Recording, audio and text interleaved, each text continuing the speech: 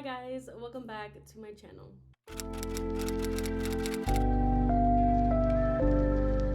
So for today's video, I'm going to be doing what is this called?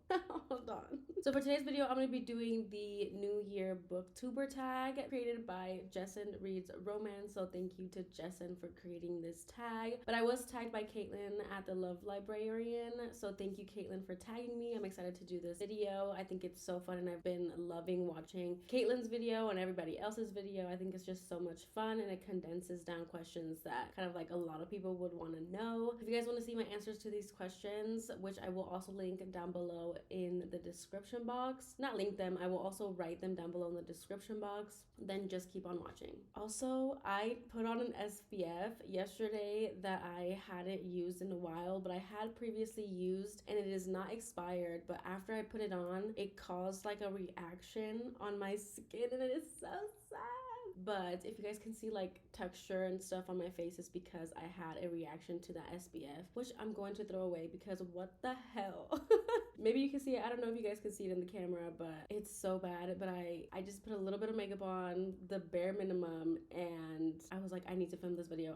It's not gonna stop me from filming this video. I just think it's so crazy that I've used it before and it's not expired and it did this to my skin. I don't know why, but it's just so much texture. Like if I ever have like reactions to products and stuff, it's more texture than actual like breakouts. But anyways, besides the point, I wanted to point that out just in case you can see it, because I don't know if you can see it, but if you can't see it, that's why. Let's get into the video. So first question is, what are you most excited about in 2023? There are a couple of things that I'm excited about for 2023. One being all the new books, all the books that I'm going to get to in 2023. I am just so excited for what a new year brings and the feeling of just something so brand new, and it's like a new chapter to read so many more books that you couldn't get to in the last year. So that's something that I'm excited about. And second, I will be going to a couple of book conventions for the first time next year, and I'm excited to go and possibly meet some friends and booktubers that I follow, and just also meet authors for the first time and have my favorite books signed. I know for a fact I'm most excited for meeting Gianna Darling at Book Bonanza, I believe it is, and I can't wait. I know Caitlin is going as well to Book Bonanza, so I can't wait to see her there. It's just gonna be so awesome. I'm getting into my traveling era, okay? But those are two things that I'm excited about for 2023. Next question is, do you have a Goodreads challenge goal and why that number? I have not set a Goodreads challenge goal. This year's reading goal was 222 just because it was 2022. And my next year goal is probably gonna be 333 just because of 2023. But it just kind of makes sense with the threes. I don't know. So I'm not quite sure what I'm going to be doing. I'm thinking 333 for the 3 in 2023. But also I did surpass my 2022 goal by a lot, I believe. Let me check, because it was 222 and so far I have read about 377 books. So I think 333 is a good number for me because it's not a book a day, but it's also not higher than what I have now, so I don't put pressure on myself, and it's not too low that I'm just like, well, I could easily do that. Like I kind of want like a moderate number, but not too high so I don't put pressure on myself and feel bad because I'm not close to it or if I don't reach it. So yeah, I'm at 333, maybe 400, but that's pushing it. So maybe 333. That was such a long-winded answer for that, but yeah.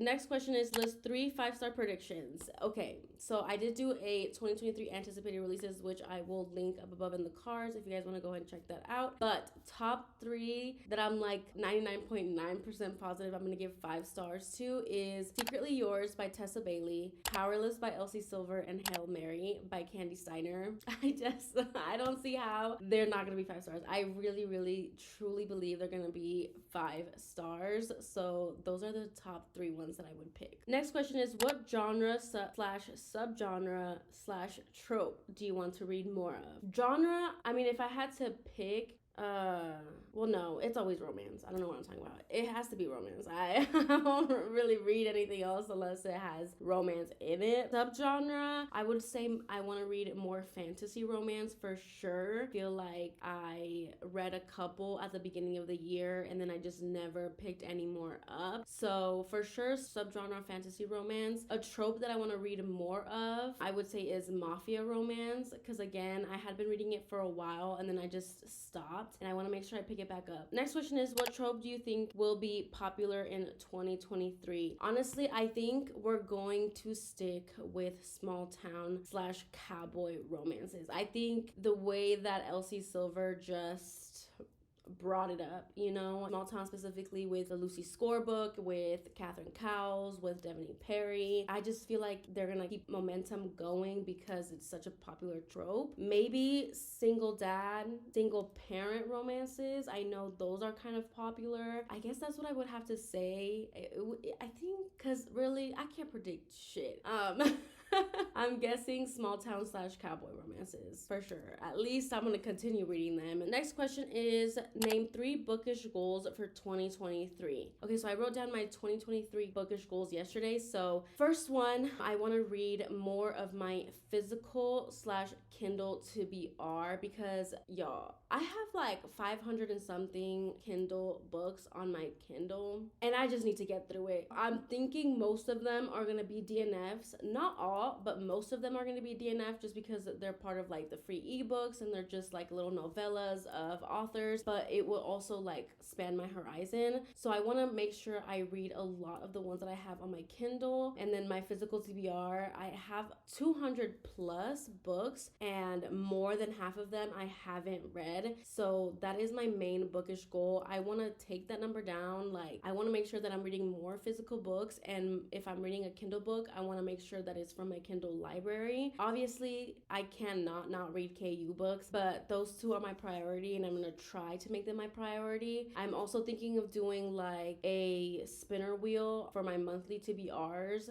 to pick at least 3 physical books random to read and put in my TBRs, and also do the same with my Kindle books, not by name, just by number. Just to like pick a random number and then find it on my Kindle or on my physical TBR. So I think that will help me bring the number down, but also not pressure me and make me go into slumps more often than usual. So that's my first goal. My second goal is to utilize Goodreads to its fullest potential. I know that Avery from Ava's romance book, she recently dropped a video about how she plans her content. That was such a great video. Like, it was phenomenal. Like, she really did that, and that was, I bet, so helpful to so many people, and it was helpful to me. I was already having that idea of using the shell from Goodreads to further plan like rec videos, but the way that she organizes in her docs, I don't know if it'll work for me for so many folders, but I mean, everybody has their organizational system. I think I might do like an Excel sheet, because I also don't want to repeat the books that I recommend. I don't know. I'm thinking an Excel sheet might be a little bit easier. If not, then I'm going to use her system, because her system works and it's done very well. And I'm already thinking about all the bookshelves that I want to add to my Goodreads, but I decided that I wasn't going to start using those bookshelves till 2023 and all the books that I read in 2023. Going along with utilizing Goodreads to its fullest potential, I want to make sure that I'm updating my currently reading, and I want to update my books read, and I want to make sure that after I read a book, I immediately write the review before I pick up another book, because I am so bad with picking up a book, finishing it, and then not doing a review.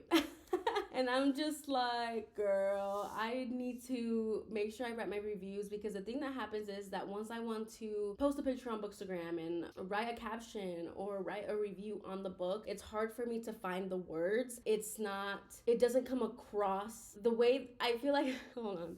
I feel like the way that if I'm trying to write a caption for Bookstagram, let's say, I will just type feelings and just like things that I remember or like quotes, and it's not how I want my book pictures to come across, especially if it's a review. I want want them to be a little bit more, not formal, but like more formatted, just a lot more, I don't know what the word is, but you guys know what I'm talking about. I just want them to be better than what I usually do, and I feel like it's gonna be easier for me to post even more consistently on Bookstagram when I have my reviews all set out. So writing my reviews on Goodreads therefore gives me an easier way to do captions for Bookstagram. So that's another way I will be utilizing Goodreads to its fullest potential. So that's my second bookish goal. I feel like that was so long. Third one, I want to be consistent with my reading journal. That kind of pulls into my reviews, but also I love the creative aspect of being able to journal physically and to journal digitally and like create mood boards or like make it aesthetic or find songs that match with the books. It just further makes you appreciate that book that you loved so much rather than just reading it and then kind of putting it aside, not forgetting it necessarily because it's a 5-star read for a reason, but not like juicing out all the fucking fantastic things about the book as you possibly can, you know what I mean? So yeah, also being consistent with my